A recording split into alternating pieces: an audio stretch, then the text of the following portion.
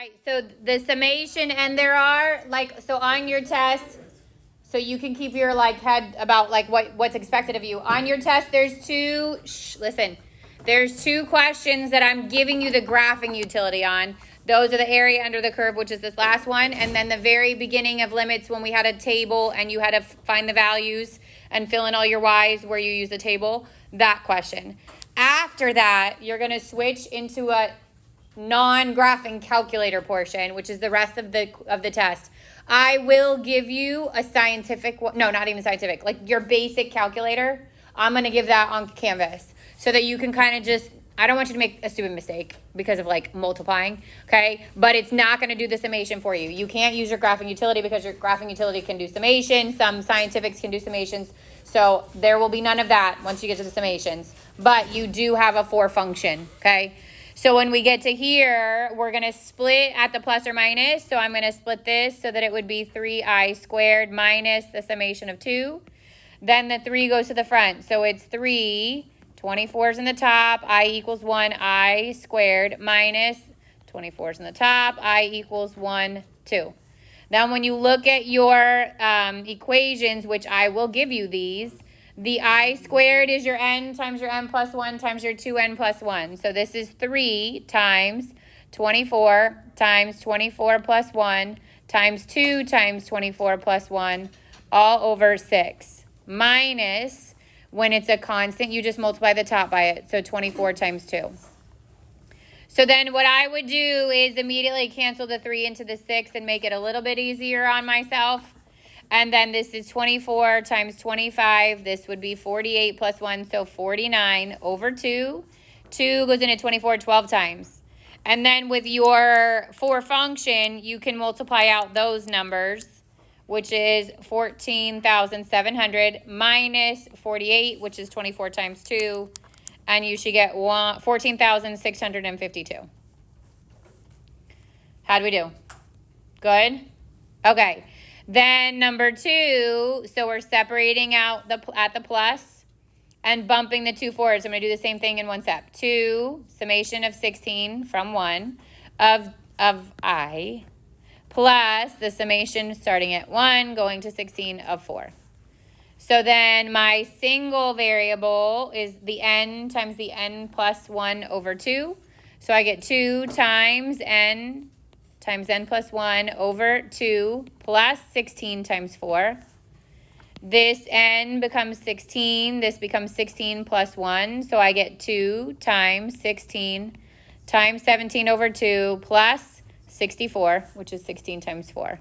These two cancel, and I would do 16 times 17, which is 272, plus 64, which is 336. Raise your hand if we got that one right. Okay, good. Any questions on the summation? So I tried to give you values that will at least simplify so your numbers aren't huge, so you could do it without a calculator, but I am also giving you the 4 function. Just be careful, okay? You should have gotten 0.385, right? I'm not giving you 10 rectangles on your test. I think I gave you like 4 or 5, but the process is the same, okay? You just had to do more times this one.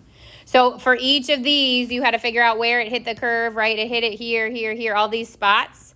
And there were 10 rectangles, and 1 is the total distance. So this would have been 1/10, 2/10, all the way up to 10/10, which is 1. So then I took each of them and I plugged them in. So I made the y1 in the calculator. So we'll refresh on how to do that. We made the y1 in the calculator x squared.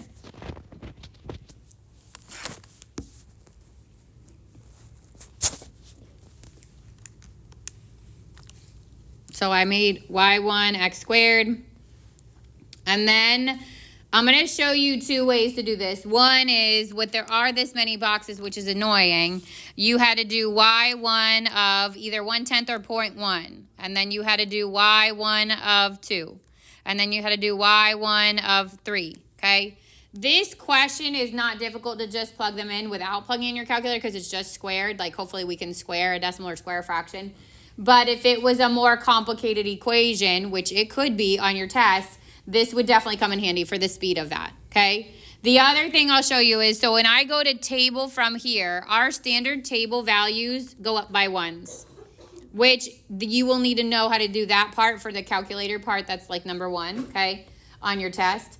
But you can also edit the change in these values. So at the very top, it says press plus for that little box means change in the table values. So if I hit plus, it's going to ask me, how do you want this to go? And I can do 0.1.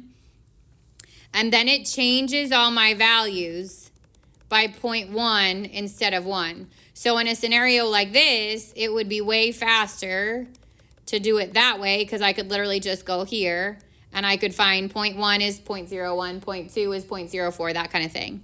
When you want to change it back, you literally just go back and you change it just to 1. Oh, I have to go back to a solid number. Hang on, sorry. The other way to do it is second table set. Start at, this is usually -9, and table by 1. And then if I go back to my table, I'm increasing by 1s. So I would say it was only like helpful on something like this where you had a lot of them. The rest of them, the ones that you should get on your test, the ones that you get, well, I didn't make the makeup, but the ones that you get on your regular test, that kind of stuff, you should be able to just plug them in. And then you have 2 options. Once you get all your y values, which is the height, I could literally take each one of these and multiply by 1/10 and then add them all together. Or I can add them all together, and that was 3.85, and then multiply by 1/10, which that answer became 0.385. Quickly, so that you can start on your test. We're not gonna go through like all the different types of questions, but so test is Monday. Okay, it is 11:1 to 11:5. It is 15 questions. Okay, all multiple choice. The only one you're gonna write in is the table one in the beginning when I give you the graphing calculator, and you're literally gonna fill in the table, okay? There are 2 questions that you will start with using the graphing calculator. And the other 13 are multiple choice without the graphing calculator, but I will give you the 4-function calculator, okay? Ideally, it is on Canvas so I can get those grades back to you the fastest that I possibly can. If it is not, obviously, I'll have backup paper, but ideally, we do it on Canvas so that it's fast. So we're going back to limits. The derivatives, you don't have to do the long process. You can use the shortcut for your slope or your derivative questions. You can use the shortcuts. That's 11.1, 11.3, which is what your quiz was on. And then 11.4, we added in the, what do we add in 11.4? 11.4, we added in the end behavior using your horizontal asymptote.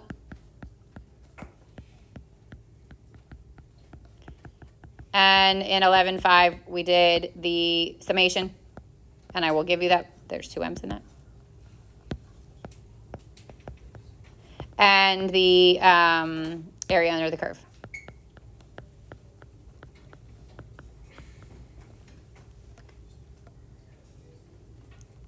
Questions as far as what goes for your test? Okay. So